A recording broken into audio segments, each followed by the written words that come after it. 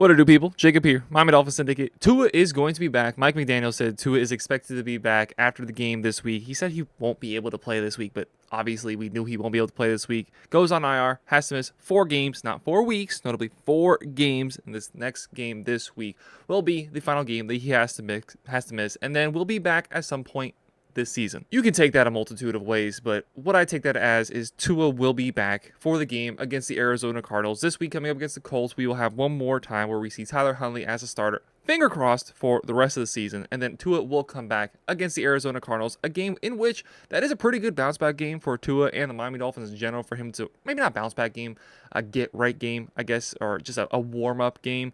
You know, any team in the NFL you don't want to see as an easy matchup and someone to overlook. But right now the Cardinals are not clicking. They're going to be without Marvin Harrison probably this next week. He probably comes back with a concussion for the game against the Dolphins. But you look at what they've done this season. They allow the fourth most points in the NFL at 27 points per game. Just completely discombobulated. The offense isn't running very well. Kyler Murray just looks frustrated out there. The defense is bleeding points. So I think it's a good game for Tua to come back and a good opportunity for the Dolphins to get right before they have to go forward in a much more difficult rest of their season. But it was the worst kept secret across the NFL that Tua was going to come back this season, and I don't know necessarily what the NFL feels about it. I don't really know necessarily what the Dolphins feel about it, but Tua is a grown adult. He's cleared. He's going to play. That's the decision he's making. He's not going to walk away from the money on the table, and he's not going to walk away from his playing career. And there's been a lot of opinions from both me, from you guys in the comments, and Dolphins fans in general about whether that's the right decision for Tua. Personally, I don't think it's the right decision. If you can't live out the rest of your life with the money he's made so far in the NFL, then I don't know what you can live on, as he's made much more money than I will probably ever see in my lifetime. So I wouldn't look at the money that he can make. I would look at the money that he already has made. He could live a very comfortable life, but that's not my decision to make.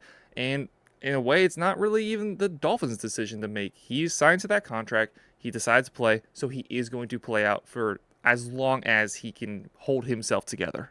I'm gonna have a video coming out tomorrow talking about what this team is going to look like post-bye, what the post-bye expectations are. So look out for that tomorrow. But this team with Tua coming back is obviously so much better than Tyler Huntley. We've seen this offense have to really dumb itself down with Tyler Huntley, and he's picked it up. The 2 weeks that he's gotten to start, game against Tennessee was just absolutely woeful and pitiful.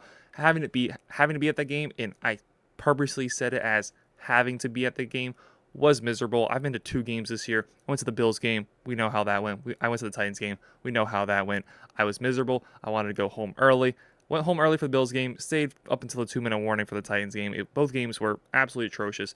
And the offense was absolutely atrocious. This offense cannot run without a guy like Tua. And specifically what Tua does is be able to run a timing offense. His accuracy, his ability to put a ball in a specific spot, the ball placement is incredible. The opportunity for then yards after the catch is what Tua brings to this offense and what we've been lacking without him. Obviously, you take a step down no matter what when you lose your starting quarterback. There's a reason why some of these guys are backups. Not everybody is going to be like a Sam Darnold situation up in Minnesota where, you've played 5, 6, 7 years in the NFL and you've shown some talent, but there's a reason why you're not a starter. And then you get your opportunity, you do good. There's not a lot of that in the NFL, and we certainly haven't seen it with Skylar Thompson, with Tim Boyle, and not really with Tyler Huntley, even though I thought he played decently well against the New England Patriots. It was certainly a relatively well against the New England Patriots. None of those 3 quarterbacks are able to run this offense anywhere near as high as a capacity that Tua can run it in. That was reflected in what we saw from Mike McDaniel in running this offense. Just in the Jags game alone, we saw quite a few deep shots to Jalen Waddle, Tyreek Hill, big plays, big play touchdown for Tyreek Hill. There has been none of that so far without Tua in the lineup, as these quarterbacks don't know how to hit the wide receivers in the positions necessary for them to make those big plays.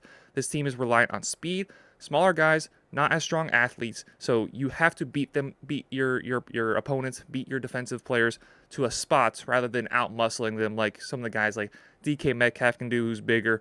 Not the biggest in terms of bone, like meat on the body, but Justin Jefferson, Jamar Chase, at least they're a little bit bigger in stature than we see with Jalen Waddle and Tyreek Hill. They have to beat their opponents physically. They also can beat them to spots, but Tyreek Hill and Jalen Waddle have to beat them to spots, and they're to take the ball yards after catch. And that's what we haven't got with Tua not in the lineup. Now, all the reports are that Tua has been symptom-free for about a couple weeks now, and it does leave you to scratching your head as to why he was placed on IR for a multitude of reasons, one of which is you're only allowed to bring back a certain amount of players each year from IR, and we saw that as an issue last year, that we probably left some guys on IR who could have came back if we had more elevations available. So you use one of those on Tua, but more glaringly, if you symptom free, he wants to play, he can get cleared. Why are we then swallowing an extra couple weeks, which could be the difference between the Miami Dolphins making the playoffs or not making the playoffs? A decision was made. I question it. I don't think it was a great decision, but here we are. We're living with it.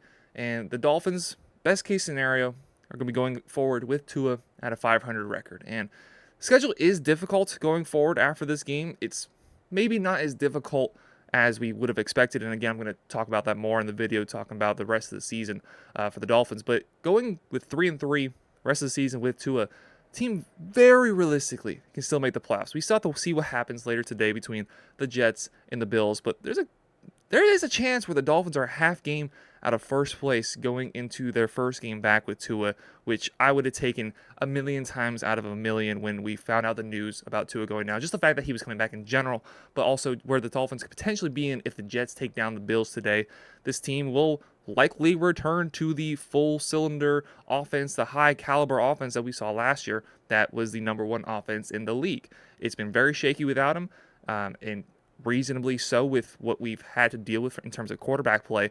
But I expect when Tua comes back in to go back immediately to that form, especially against a really bad Arizona Cardinals defense. I'm excited to see how he pairs up with probably our best wide receiver 3 we've had from in Odell. Didn't do a lot against the Patriots, as he is also ramping up back from an injury also. But getting that connection back with Tyreek, with Waddle, I expect Devon Achane to have more efficient touches with Tua in the lineup.